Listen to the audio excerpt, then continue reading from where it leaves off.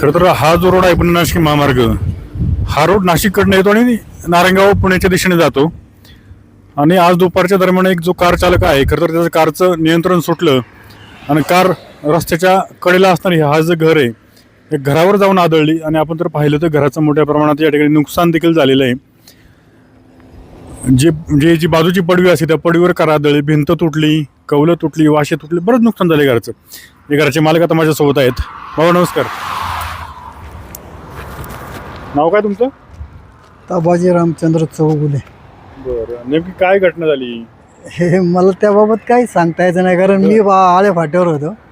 मला नंतर आमचा पोरगा पंढरपूरला गेला, तिथं त्याला कोणतरी फोन केला, त्यांनी मला तिथून सांगितलं काहीतरी झाले जा म्हणून.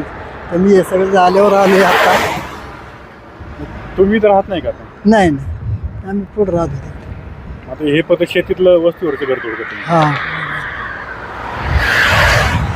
काय मग तुम्ही आल्यानंतर काय पाहिलं? कोण होतं ते? कुठले होते लोक? नाही ते लोक मग आधीच गेलेले होते तिकडे, कोणी गेलो होतं त्यांना कोणतरी. काहीतरी माहिती समजली असेल ना तुम्ही? नाही ना समजली, काय नाही समजलं, कारण ते मी यायच्या आधीच गेले होते. मग तुम्ही गेले पोलिसांना, माहिती दिली त्याची? नाही नाही, मी काहीच दिलं नाही. ते मी आत्ता आलो त्यावेळी पाहिले, ते आज झालं ते. आपण जर पाहिलं तर हे त्यांचं जुनं घर आहे, परंतु हायवे ज्यावेळेस गेला, अगदी घराच्या जवळून गेल्यानंतर ते तिकडं दुसरीकडं इथून जवळच शिफ्ट झाले हे बाबा. परंतु त्यांचं जे काही जुनं घर आहे ते मोठ्या प्रमाणात त्या घराचं नुकसान झालेलं आहे. आपण इथं पाहिलं तर त्या गाडीतल्या देखील काही वस्तू पडलेल्या आहेत. आणि हा जो रोड आहे, ह्याच रोडने खरं तर ते आले. सरळ रोड आहे, म्हणजे अगदी वळण देखील नाही. हा जर रोड पाहिला आपण तर एकदम सरळ रोड आहे, या रोडला कोणतंही वळण नाही आहे.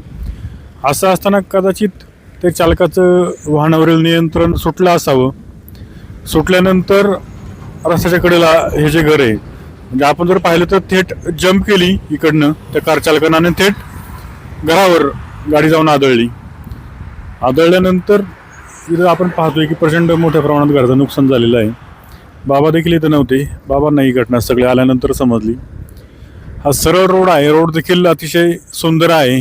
त्याच्यामुळं साहजिकच आहे की वाहनांचा वेग जो आहे तो काहीसा जास्त असतो. वाहन चालकांना देखील या निमित्ताने आमची विनंती आहे की तुम्ही देखील खरं तर वाहनावर नियंत्रण ठेवा, जेणेकरून असे अपघात होणार नाहीत.